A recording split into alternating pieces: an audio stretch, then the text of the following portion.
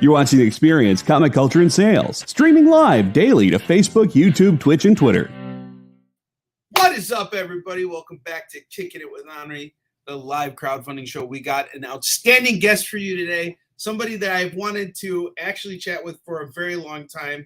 So get ready. We're about to dive in and talk with her about her awesome Kickstarter campaign. I'll see you guys in just a sec.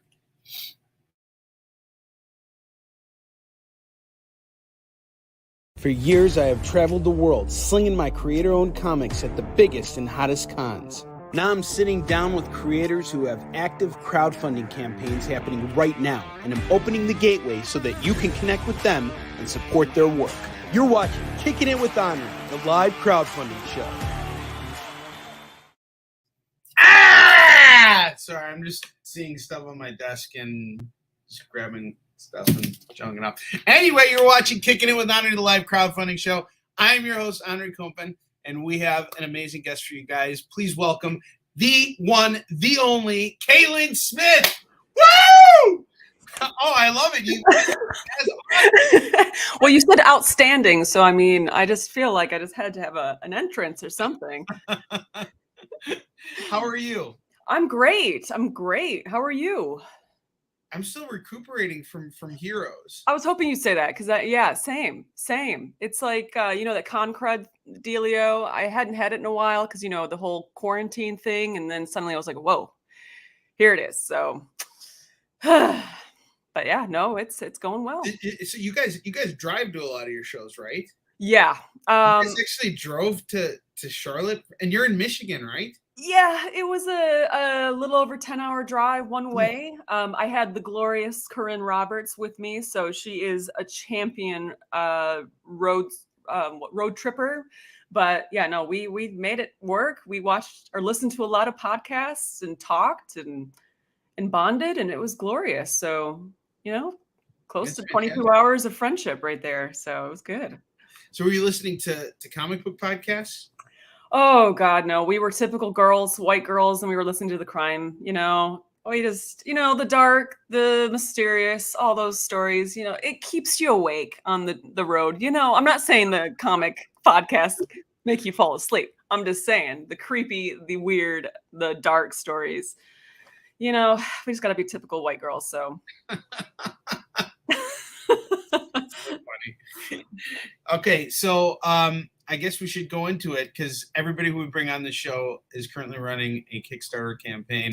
So why don't you tell us who you are, what you do, and all that. So for anybody who can't possibly know who Kaylin is, and if you don't know who Kaylin is, shame on you. Shame. There's only like one person who doesn't know who you are. Have to educate them. Highly doubt, but that's very nice to say. So I am a writer and artist. I'm an overachiever when it comes to creating comics. I like to do all of it. I have my current project, For Goodness Sake, on Kickstarter. And I ran a campaign for the volume 1, 2, and 3. And it is currently now the collected version of all 3 volumes. So it's the hardcover, beautiful spot gloss collected omnibus of the series. And the series is about a demon and a hippie. They travel around in a renovated school bus doing good deeds to break him of his demon curse. So very opposing personalities on a road trip together doing good deeds. And of course, the demon hates it. So, but it was very opposite of the Corinne Roberts in my road trip to Heroes. So, but it's a very different type of relationship. Yeah. And the Corinne Roberts in my road trip, we're both the demons, so I'm not gonna lie. But. Well, I'm scrolling through your campaign, and the artwork is absolutely sensational. And talk about overachiever. I already dislike you because it's like, I mean, honestly, I just can't draw for squad. I draw like little stick figures, but here you are, slaving over all the sequentials, doing all the writing to which, both jobs are extremely difficult. Tell us, like, what's your approach? Like, how do you make this all work? How do you do this? God. Turcola? Sorry? Oh, Turcola came in and said you're their favorite artist. Oh, thank you. Yeah. So as far as like the process goes, it's very loosey-goosey in the whole process. Because, with your writing a script for another artist, you want to be very precise and, have a clean vision and clear vision for this artist to create, your story. But with me, I just very loosely write a synopsis of what I want to happen in each chapter, and then I start roughing out the thumbnails and the story, the scripts. I stick to the overall story, but it kind of morphs as I get to the final art. So it's very loosey goosey for me. And so when I'm working for other writers or artists, it's like I gotta like really think about it. Like, okay, I gotta be a little more practiced, a little more refined in either my writing or my art, because now I'm like, I have to go by a formula rather than how I do it with myself. It's like, okay, I bounce back and forth between the writing and the art, but it's a lot of fun. And I say it's overachieving, but really it's just me being a control freak. You have this story in your head and you want to you have it in your head, you want it to be what you want it to be.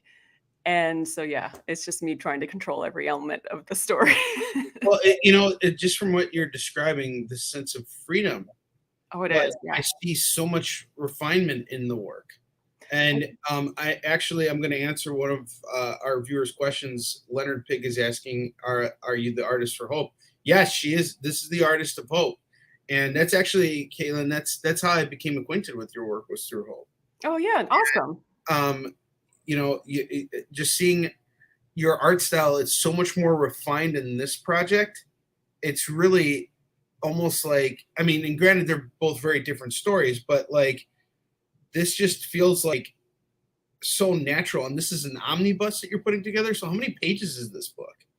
300, just over 300. Whoa. Yeah. Yeah. And yeah, I feel, I do love collaborating, and, especially with Hope. I worked with Heather Antos, and that was the first time I worked with her, and she kicked my butt in the best way.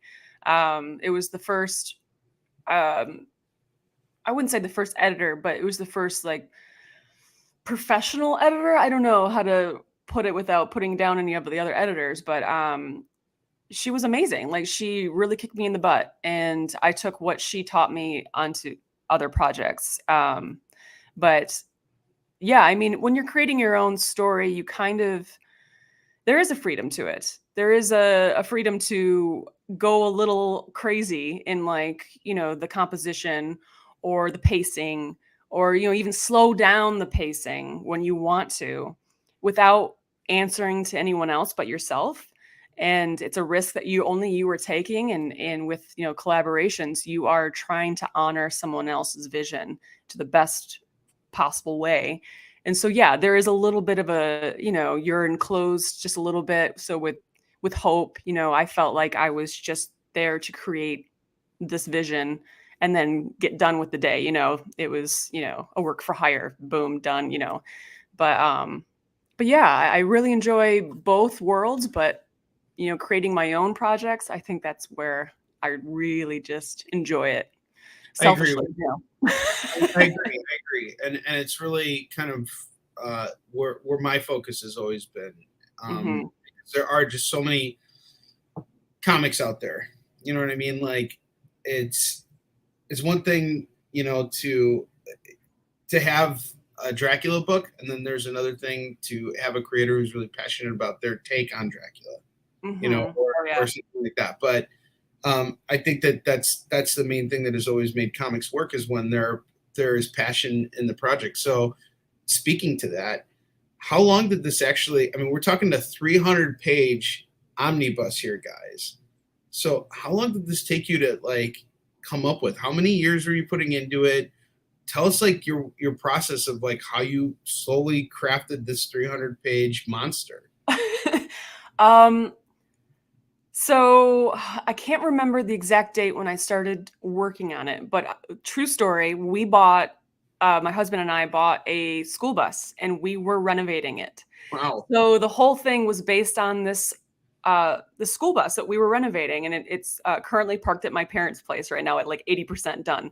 And it is the exact renovated school bus in the story. And the whole goal was to drive around that school bus, and wherever we landed in the US, I was going to base that chapter on that city or people we met or whatever. So base it loosely around, you know, the adventures we had in real life. However, COVID happened and that stalled out literally and physically or figuratively the story. And so I took it in a different direction where, you know, I finished out the story to where I wanted to go, but it didn't have all those filler episodes in the story with our real life adventures. So yeah, the bus was so much fun to do, but COVID happened and it became a different world. And so yeah, we just kind of moved past that. And so yeah, it's been a COVID project for me. I got it done a lot faster than I would have. So silver lining on that nasty time of our lives, but I was able to hunker down and really work hard and finish this project through probably a span of maybe 2.5, 3 years. Wow. That's amazing. I'm actually my COVID project. I'm finally like getting close to that point where I'm able to put that out, but it is not a 300-page book. But nevertheless, I find it really fascinating how COVID has forced all of us as creators to kind of like create our own imprint of what it meant to us and how it affected us in some way, shape, or form. And I find that to be fascinating. Yeah, absolutely. So let's go into this a little bit deeper now from the business side now, because we kind of got a little bit of the creative stuff, and we'll get back to that too. But you're self-publishing this? Looks like you're Yeah. Wow. And these books, these omnibus books, these hardcovers, these are hardcovers, right? Correct. Yes. Okay. The past campaigns have not. They were all trades, but this one will be the hardcover. Wow. So where are you looking to get this printed? Are you doing an offset print out of the country, or are you printing it within the U.S.? Yeah, I think they're based in New York. It's ONS Printing. It's Andy Schmidt who runs it. Oh, Andy. Yeah. Yeah, amazing guy. Yeah. Going through them, and they've treated me so well in the past campaigns that I hands down recommend them for sure.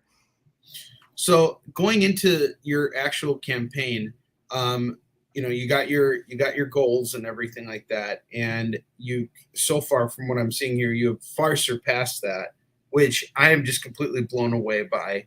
Same.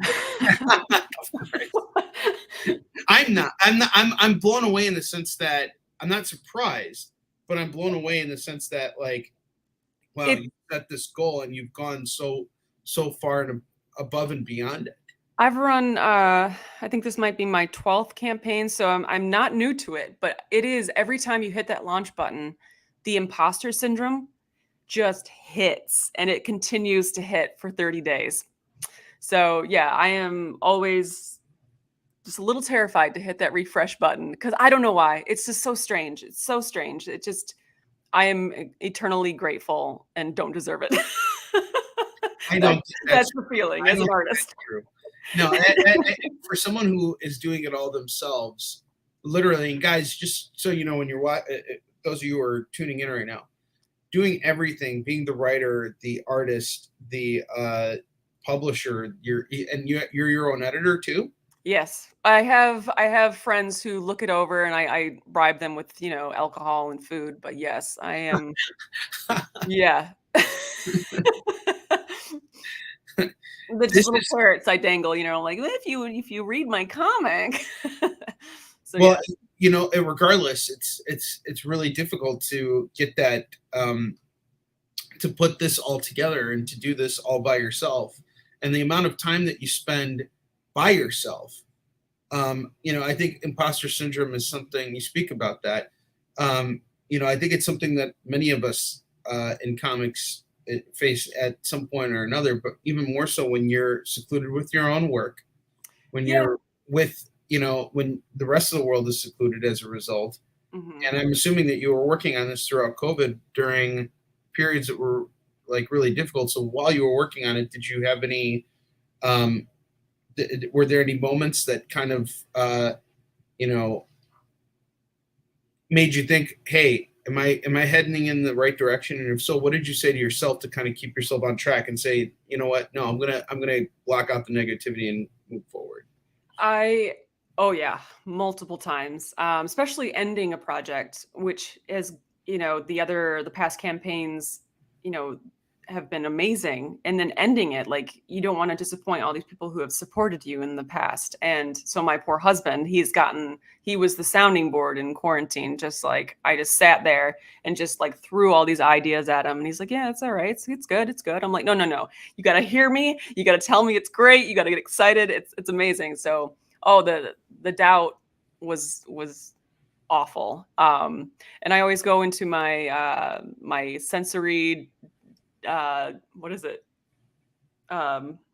Sensory chamber or whatever. And I take a shower. If I'm stuck writing, you close the curtain, you turn the lights off, you're in the shower, you just know, you're just in your zone. And deprivation.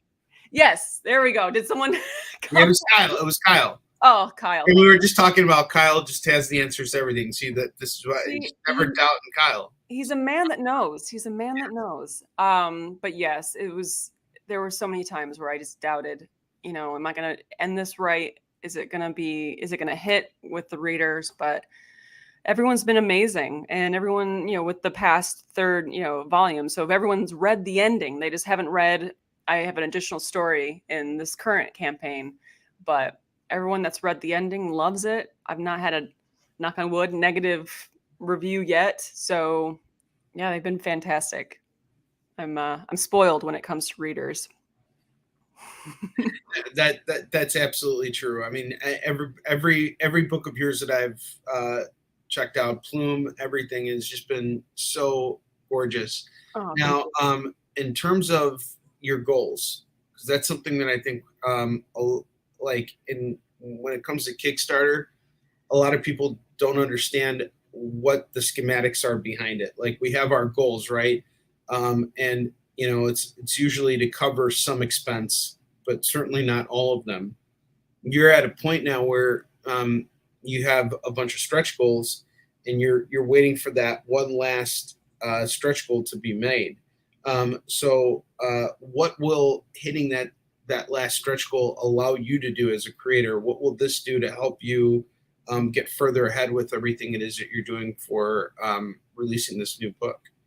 It's just a matter of getting more copies to take to shows, and so I can up my quantities there. With it being a hardcover, and I want to do the matte finish with the spot gloss on there.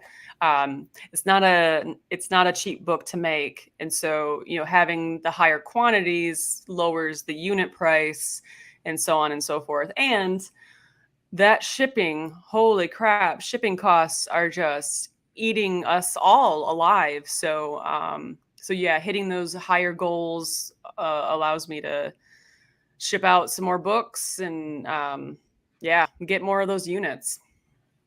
So let's go back to your Kickstarter. This is something that I'm very okay, hold on a second. So Kyle's asking now. He has a question. And the question is, can you explain to people who don't know what the difference is between a spot finish and a spot gloss? So spot finish, oh God, now I'm on spot. So the spot gloss. I'm glad he asked you that question. So I don't know. Well, okay, so the hardcover is all matte finish, so it's not shine or anything, but the characters will have a spot gloss where it's just that glossy. I don't have a book near me that, so there's just a very select part on the cover that is a shiny, glossy image. So the characters will be standing, their image will be stand out from the matte finish of the hardcover. So it just adds a little panaz to it. I do the panaz. That's thing going too. All right, but let's go now back into Kickstarter, because one of the things that I'm curious to know, as somebody who's about to go back to crowdfunding very soon, is what kinds of things you did in order to prepare for this. Do you attribute the success you're having on your campaign to everything else that led up to it prior, like all your prior campaigns? Yeah, Or- absolutely. I think like 80%, 90% of the people that are backing, for goodness sake, are Plume readers that have, gathered from the previous campaigns. You really do need like an internet following to have a extremely successful campaign. You can certainly have a successful campaign, but hitting those stretch goals, you definitely need to build some kind of audience online. And I lucked out. I think I started posting Plume back in 2011 on Smack Jeeves, which RIP doesn't even exist anymore. And what was it again? Smack Jeeves. It's a free. Jeeves. I remember Ask Jeeves. Yeah, no, I think it was a branch off from Ask Jeeves, so it's old. And for those of you guys who don't know what Ask Jeeves is, that was Google. That was the Google of the 90s. It was a animated butler that you would type questions to, and he would find your answer. But yeah, Smack Jeeves was like, I don't know if it was the first, but it was definitely one of the original webcomic free sites where you'd go on and you'd read people's read someone's comics and then leave comments and ratings and all that. And I started posting Plume on there, and I somehow got on the front page that Smack Jeeves promoted me. And so I gathered an audience through there. And then once that audience was somewhat big, I went over to Kickstarter, because actually somebody through comments through Smack Jeeves said you should print through Kickstarter. And I was like, what's Kickstarter? So I printed the first issue of Plume through Kickstarter, and it just started gathering after that, just more and more. Every campaign was more backers.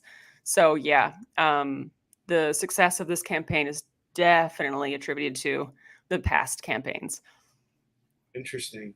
And it seems like with the way you're presenting this is something that is directly, you're doing this for the customer, whereas there are a lot of campaigns out there where the creators are trying to reach retailers as well and try and get their books distributed at stores. But this seems like such a personal project, and the way it's coming together, it's like this big omnibus. What is, I guess the question is, like, what is your plans for distribution? Are you planning on just bringing this with you to cons and whatever you sell through Kickstarter? Or are you planning on getting these in shops too? Are you planning on working with another publisher on this? Like what's going on with it? So I have a couple people that I know, retailers. But as far as like big picture goes, yeah, they'll just be traveling with me through conventions. I'll have some books offered on my website, but for the most part, it's just, yeah, to have books on my table at conventions. That's fantastic. It's really interesting when you put something like together like this, because we're always thinking about the customer, right? The end user of our books, but how the end user gets the book is always an interesting thing too, especially when it comes to something as like an omnibus, which that's quite a huge undertaking. So this is 2 years of work all put together. Oh yeah, like I would say 3 years to be safe, but yeah, it's hopefully a good end product of the whole series. Yeah. So I want to hear about your road adventures, because we're both road warriors, and I've seen you at a number of conventions. How many shows do you do a year, and what kind of shows do you typically focus on attending? I think it roughly comes out to maybe 15 shows a year, give or take, when it's not COVID times.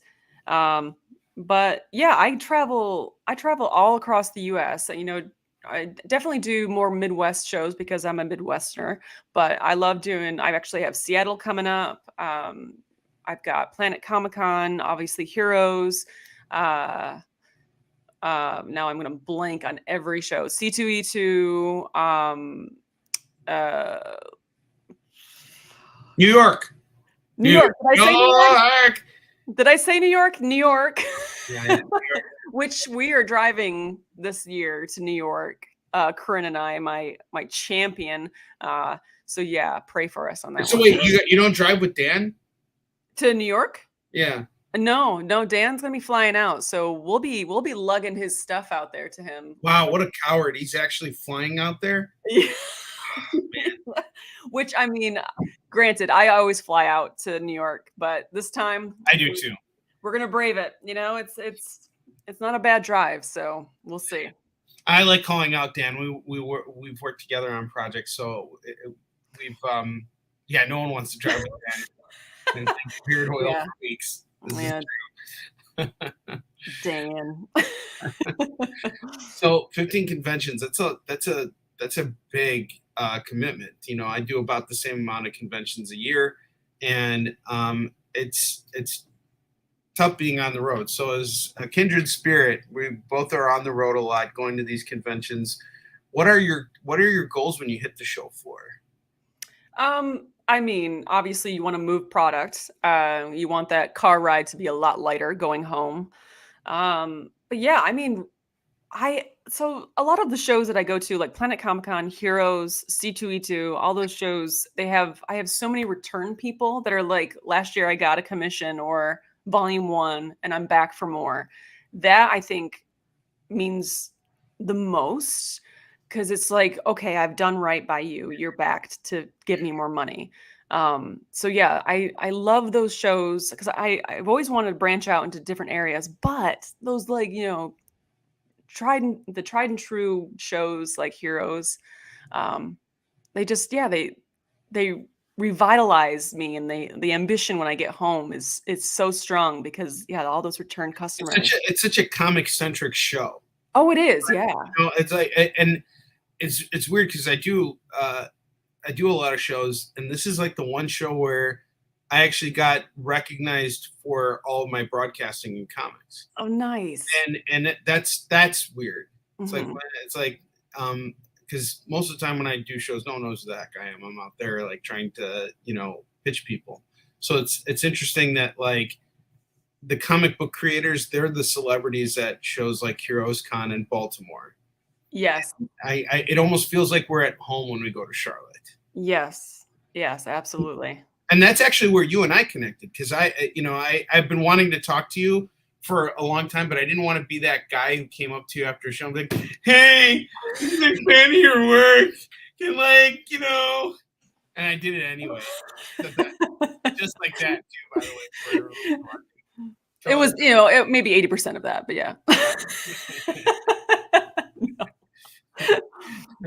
GC 2001, what's going on? Thanks for joining us. It looks like we got a really interesting crowd in here right now. JD Smith going back and saying G's put all of his money in a company stock called Google and called it a day.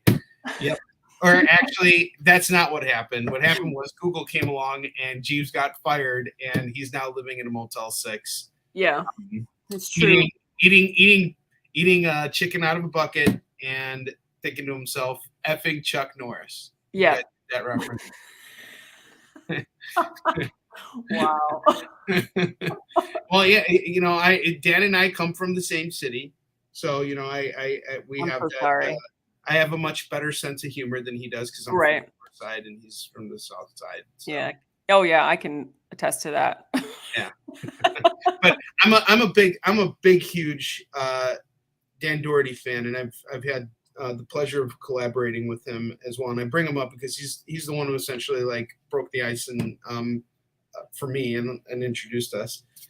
So you, Dan, and Corin have created this like trio of awesomeness. And I'm so jealous of you because you don't know who I'm stuck with. I'm stuck with Ted Sikora, and he forever immortally owes me dinner. There's always room in our cool group, you know. I want to get your cool group, and I want to look outside of that cool group and look at Ted and laugh at him and say, "You're not welcome." We're gonna make room. We're gonna make room for you at the cafeteria table. Okay, you can sit with the cool kids. You know. Okay.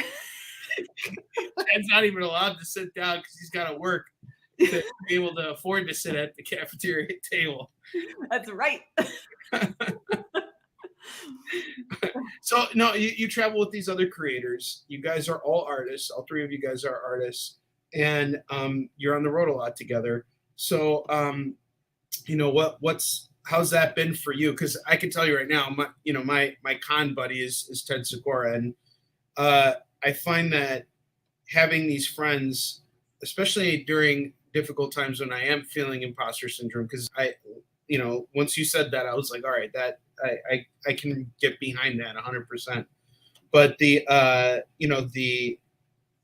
are those moments, especially in comics, where you're wondering if you're on the right path, if you're not crazy, and even hanging out with someone like Rich Davis, who basically he's like Captain America jumping out of the plane without the parachute. That's how I see Rich. It's just he's out there doing so many different things, and trying all these different things. So between you guys, what's do you guys all support each other? Do you guys like what's the relationship like?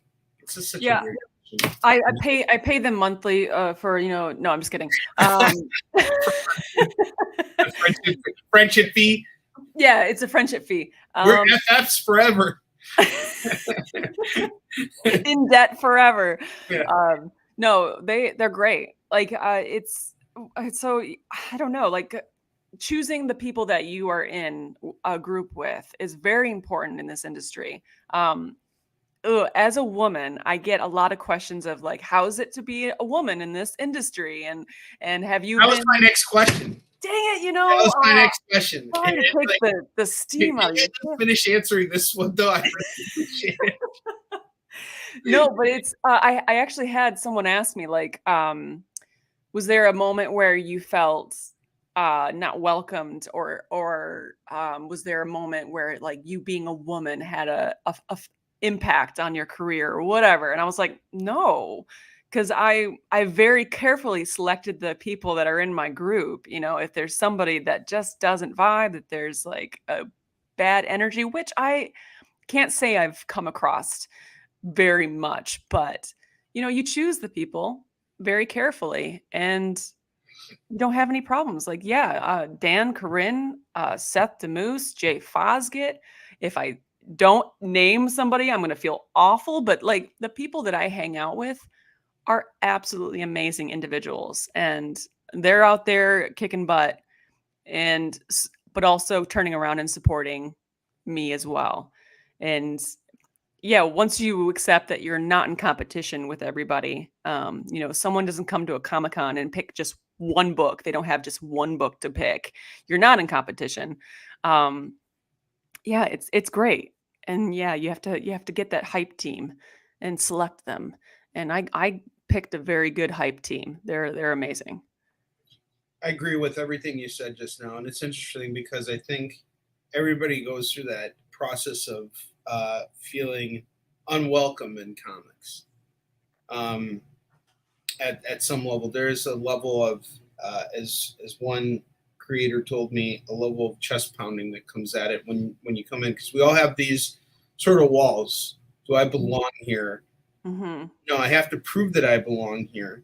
But then speaking to you right now, it's like, once you're surrounded with the right people, your guard comes down and then you realize what the most important things. And I'll tell you, I learned this from getting into broadcasting, from the experience, is that comics is for everyone. And that. It was always obvious comics is for everyone. But truly, if you're a creator, you are already a part of the process. If you went through the trouble of drawing and writing and doing everything, you may not have a great convention experience, but it's going to take more than one convention to make or break you. Mm-hmm. And there are good shows and there are bad shows. So since we're talking conventions, tell me, let's share some funny convention stories. What was your toughest convention? Toughest. Well, okay. Well, we'll say actually Heroes Con, there was a moment where we're talking about, being a woman in this industry. I had this man come up. He was an older gentleman and he had the long hair, long graying hair. And he was like, he just came up to my table and he's like, there's a lot of women here. And I was like, all right, cracking the knuckles. Here we go. And he's like, I haven't been to a Comic-Con in a while. I think the last one I attended was in the 90s. And I'm so surprised to see that it looks like the majority of the artists here, like, it's over 50% women here. And I said, yeah, buddy, the ratio is tipped. Like, we are here to stay. And I'm like gearing up, like, okay, all right. And he's like, it's wonderful. It's fantastic. And he's like, I went through the whole floor, and I love the differences in art. Like, women brought such a variety of art. Like, you get the Marvel, the DC style. It's kind of a formula they follow, but the women, they just have this bright, beautiful, wonderful expressions. And I gravitate towards that now. And I was like, that's great. And so I was like, okay. I was like, okay, the hackles were going up, and then all of a sudden it was like, okay, it was a good conversation. So, you have a couple of those, the older guys that are always been in Comic-Cons, and, they're trying to get the lay of the land. So, but I've never had, like, I maybe can count on one hand the time where I'm like, okay, this guy needs to leave. But yeah, no, it ended up being a very good conversation. But as far as like the hardest show, I would have to say New York Comic-Con, just purely by the number of attendants, and just, it's just constant go, go, go, go, go, go, go. It really is. I wanted to share my story. You're gonna like. Yeah.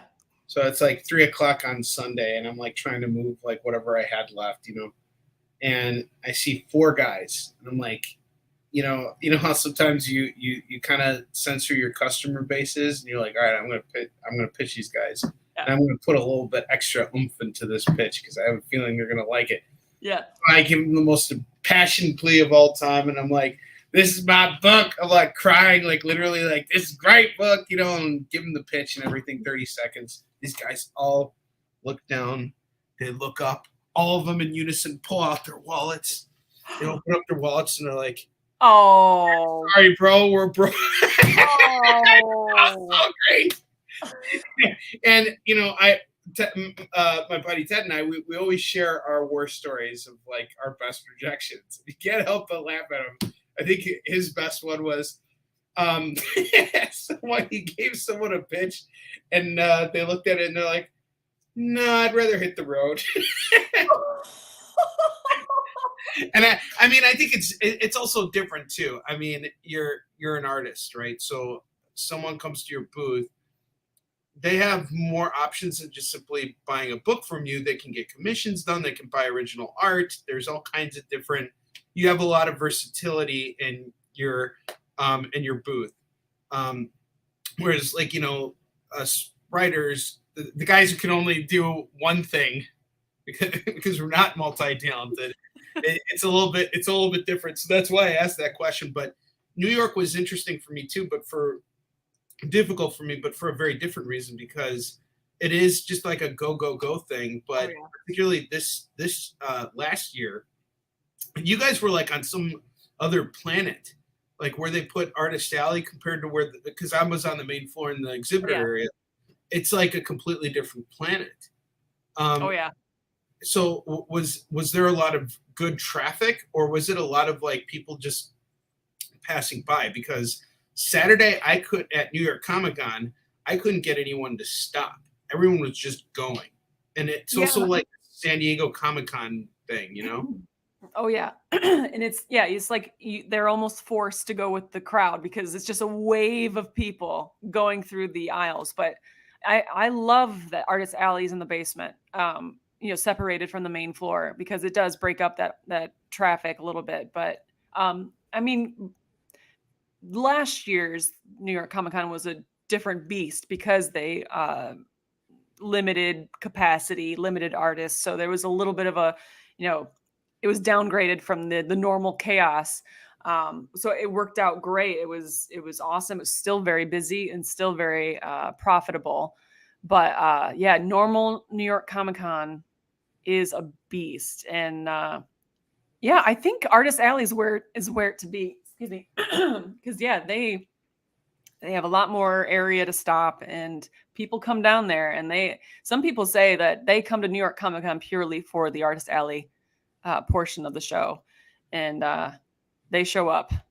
I think my record commission number, and that's drawing at the show, not taking home and mailing out, was 57 commissions.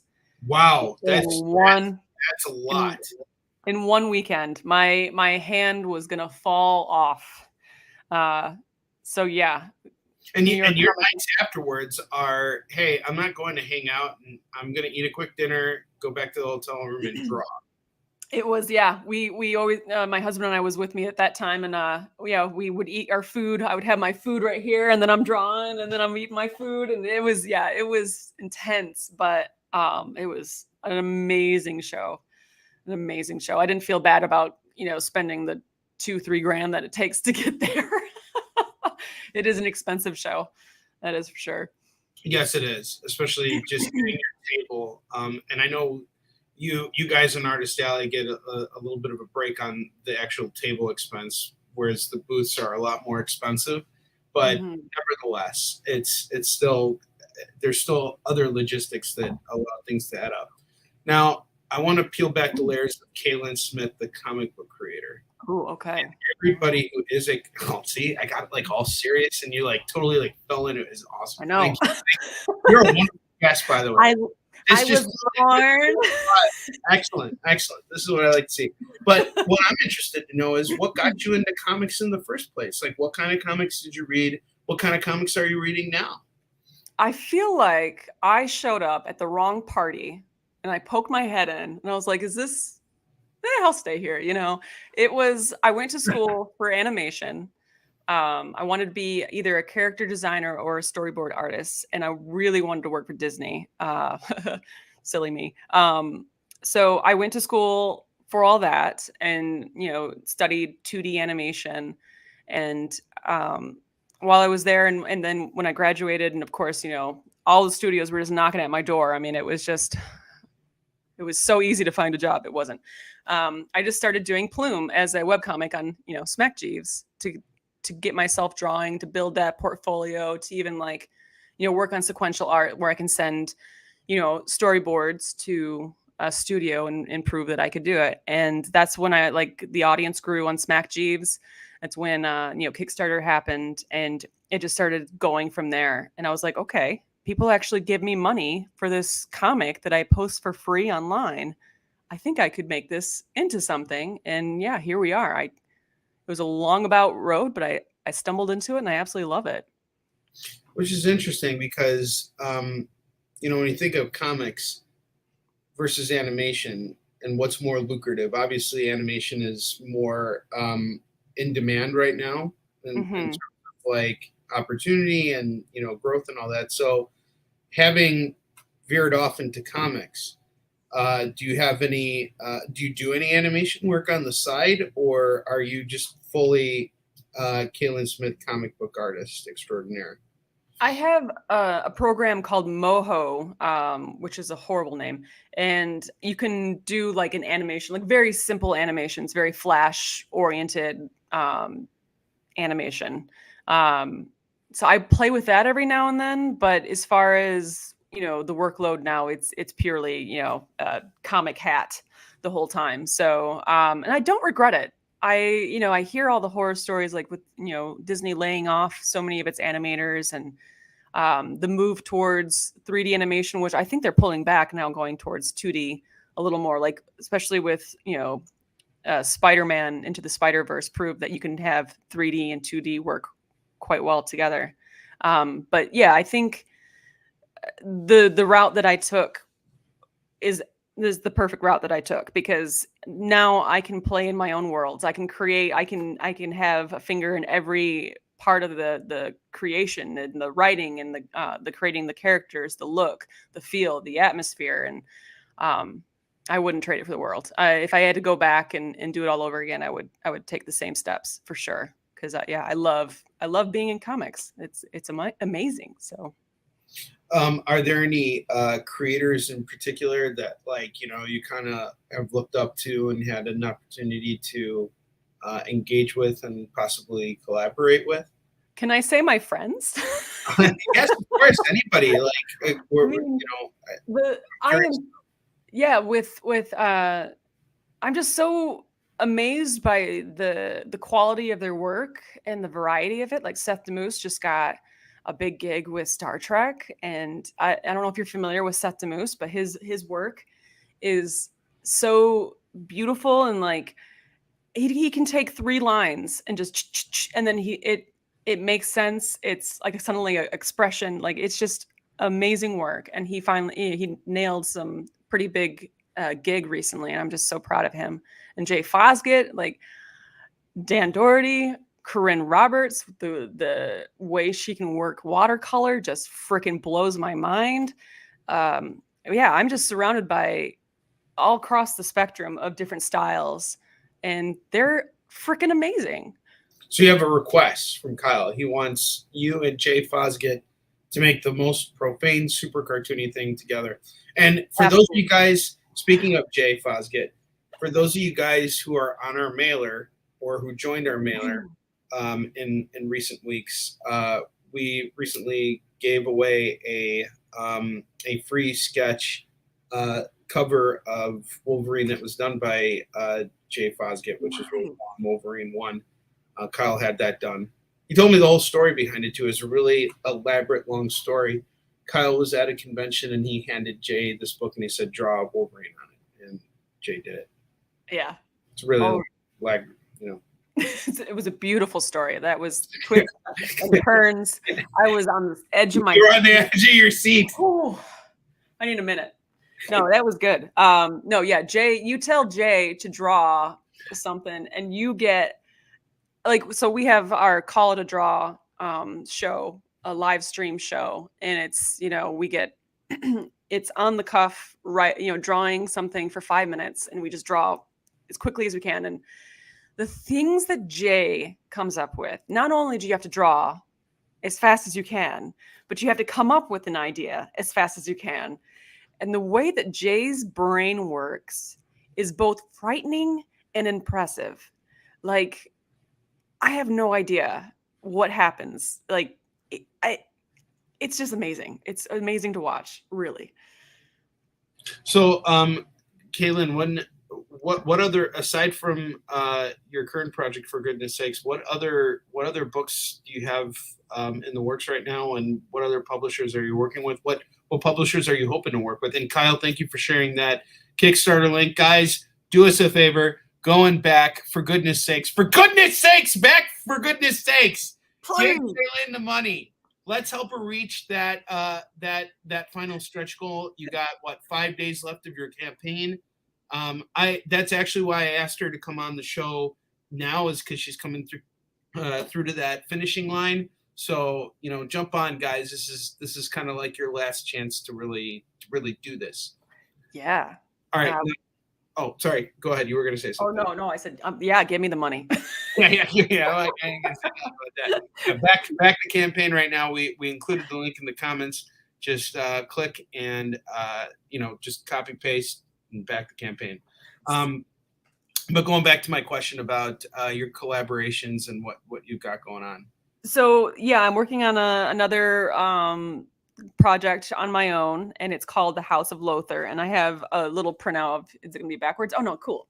So this is the little chapter 1 of it. And it is currently on Webtoon. So I am returning to my roots of webcomic. So if you want to read that for free, you can. It's on Webtoon as The House of Lothar. So, and it is a black and white 1940s story. So this lovely lady here, Sawyer Ellis, she gets a job as a maid at a rehabilitation center. And lo and behold, the center is for cryptids. So we've got the Jersey Devil, Mothman, werewolf, vampires, all those nice monsters under one roof, and insanity ensues. So I'm working on that right now and having a blast, actually, because I get to draw whatever I want. That's awesome. That's so cool. And the Webtoon platform is so interesting because that's what I'm mainly taken by is, do you know Walter Osley? I I don't. Oh, okay. All right. Well, he's another artist that has just done gangbusters on Webtoon. How has that platform worked for you as a creator? I mean, I just started posting, and it's been a month since I've been on, so it's been a learning curve because the scrolling aspect. You have to reformat the pages to be able to read it coherently, and learning that. And it's great to return back to web comics because you get an immediate response to each page. You're not waiting around to like have people read it as a whole and then respond. It's like each episode you get comments, you get likes, you see the traffic grow. Like I missed it. And, Plume back in its day, I watched those darn numbers all the time, and it's but yeah, the comments, the reactions actually shaped Plume, so I can see it happening for Lothar too. It's shaping, like, if there's a fan favorite, people respond positively towards one character, then I'm going to start including that character more, so having that audience participation again has been really fantastic. And when you're doing the webtoons, do you have to think about it differently sequentially because of how people are reading? Well, so I always create the story with in mind to print the book. So I will create it page by page, and then when it comes to webtoons, I will reformat it for webtoons. So I don't create it purely for webtoons. So yeah, it is a little bit of a struggle too, to like figure out how each panel is going to work when it comes to reformatting, because that scrolling thing is something I've never experienced, and you can have fun with it. Like you really can. You can have fun with it. So it's an interesting way of experiencing comics, and it's such a new thing. And I honestly, I've never really read any web comics. I'm like, for me, I like to hold them in my hands. I don't know what it is. It's like DVDs. You know what I mean? Like, do you need the DVD? No, but it's the box. It's the experience. Yeah. And that's archaic. You know what I mean? Like, I get it. That's just like, that's a thing of the past. And yet it isn't, because there's still so many people who like that physical book in their hands too. And it just gets you away from the screen for like, whatever amount of time you're on there for. But speaking of that, I want to know more of your nerdy interests, like your what's the word I'm looking for? Kyle's probably got the word here. Nerdy hobbies, nerdy. Yeah. No, not desires. Tell me about fandoms. I love it. He's just like in there. Yeah, he gets it right away. So the things I geek out over, I mean, clearly I have an animation background, so I always geek over, different animated series and movies. Like I could go on and on about Spider-Man Into the Spider-Verse. Freaking love that style. I also geek out over games. So I'm a PlayStation fan. Red Dead Redemption shaped Plume for me. Oh, really? Oh, yeah. I have it in the, I mean, I've always loved the Western genre, but Red Dead Redemption certainly solidified that decision to make it a Western. Yeah, love that series. Uncharted. Uncharted 2 is like, that's probably one of the greatest cinematic experiences in video games ever. The playing a game that is, like it's like going to an interactive cinema. It's amazing. It's beautiful. It's stunning. You feel like you're an actual adventurer with Nathan Lane. What is this, the Birdcage? Can you imagine Uncharted with Nathan Lane? Oh, make it happen. But you feel like you're the adventurer. And then also Lara Croft. I grew up with Tomb Raider. Sure. Other games, Metal Gear Solid. Metal Gear Solid. I really liked the first 3 games, but the fourth one kind of fell flat for me. It did. Yeah, I think I don't know, like maybe they just got too big for the britches or something. I don't know. It was just a little pretentious. It's like it was their game to lose. You know what I mean? It's like the innovation in like the first like 2, I guess, stages of that game were incredible. Like when you're in the middle of like the war zone and everything, and then they take you to Europe. Yeah. And then the game just becomes so much more simplistic and dialed down. Is that your dog or cat? It is my cat. She likes to make an appearance. So. And Kyle says he's a big fan of Tetris. I'm also a big gamer, and I get inspired by a lot of games too. So that's really cool. Next time I see you, we're gonna have to like chat games. So what video game are you playing right now? I have not been playing. It's been a busy time for me. I will every now and then play Red Dead Redemption 2 online. So instead of like, hanging out with our friends in physical form, we'll get online and we'll play either Ark or we'll play Sea of Thieves. And it's just us hanging out online, shooting the crap while pirates, or as, we're dodging dinosaurs. So it's a silly, amazing time, and I love it. So yeah. That's really cool. That's awesome. All right, we got 2 minutes left. I want to give you a chance to say your last piece.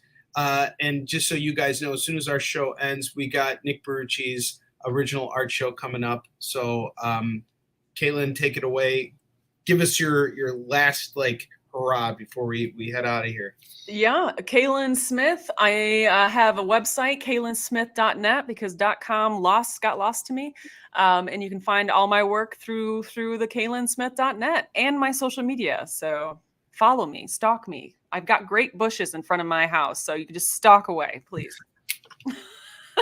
She's not scared of that. No, at all. As long as you're giving me money, it's fine. Stalk yes, it. As long as you back the campaign. And if you see someone just pop out of the out of your bushes and they say, "Yeah, I bought your campaign," they got a pitchfork. Yeah, right. I'll bring them lemonade. I'll be like, "Here you go, lemonade. Buddy. It's fine. It's great. Thank you. Have some country time lemonade and get off my property." Yep, exactly. In a very kind way, So where are we going to see you next? Capital City Comic-Con in this coming weekend. I'm going to be there too. Hey. Yeah, we're both. Yeah, Dan's over there. Okay, so we're all going to be there. All right. Yeah. And I guess I'll see you next weekend. Okay, see you then. That's awesome. All right, cool. Well, Kaylin, thank you so much for making the time out of your busy schedule to be here today. I really, really appreciate it. Oh, thank you. Fantastic. And you're always welcome to come back on here when you have another campaign you want to promote, and we'll get you on here anytime. Heck yeah. Awesome. Thank you. All right, guys. Stay tuned for Nick's original art show, and I will be on later tonight on Whatnot Selling Comics, so you guys can come and hang out with me there. And I will be back on the EXP next Thursday. That's actually my move-in date. I think I'm going to do a show from my basement, my brand new basement. Aren't we doing a thing Tuesday? Oh, we're doing a thing Tuesday. We got a whole bunch of. Was that God? God. Yes, it's God. No, it's Kyle. All right, guys. You have a wonderful weekend. Happy 4th of July. I love you all, and have a wonderful weekend. Join the party. Head over to our link tree to find all the links for everywhere the experience is all the time.